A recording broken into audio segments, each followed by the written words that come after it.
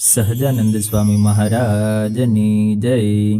શ્રી હરિચરિત્ર ચિંતામણી ભાગ પહેલો, વાર્તા નંબર 78।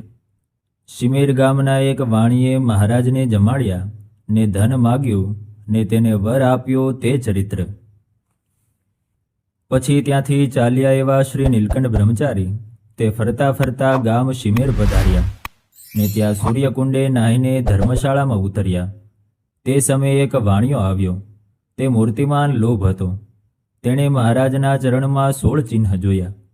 તેથી જાણ્યું જે આવા પુરુષ જગતમાં કોઈ નથી, માટે આની સેવા કરું ને સારા સારા વાના કરીને જમાડું તો પુષ્કળ ધન મળે।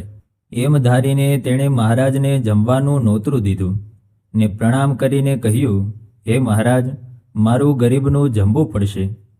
ત્યારે તે વણિકનું સારું કરવા મહારાજે હા પાડી।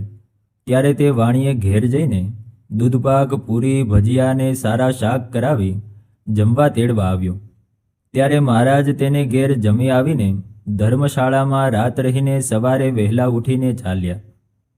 ત્યારે તે વાણીઓ સાથે વળાવવા આવ્યો ને અંતરમાં દ્રવ્યની ઈચ્છા તેથી એક ગાંવ સુધી આવ્યો। ત્યારે મહારાજે કહ્યું, શેઠ, પાછા વળો।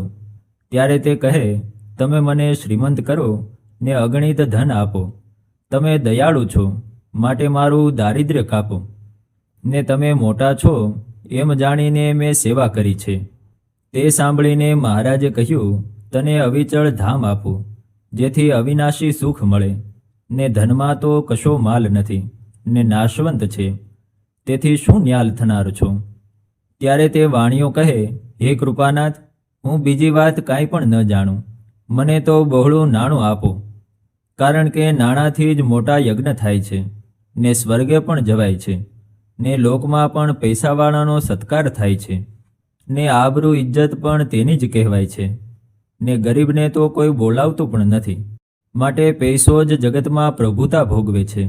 એવા ઘણાક વચનો તેણે કહ્યા।